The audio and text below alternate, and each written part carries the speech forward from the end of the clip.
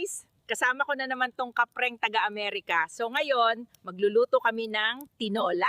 Kamusta, Philippines? Nalinisan na namin yung manok guys at hihiwain na to ni Amerikanong kapre.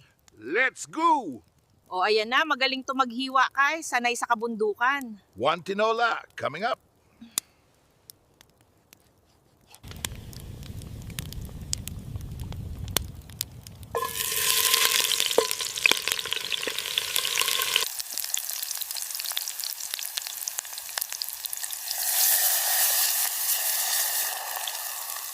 Lagyan mo ng asin at ilagay mo itong papaya at malunggay.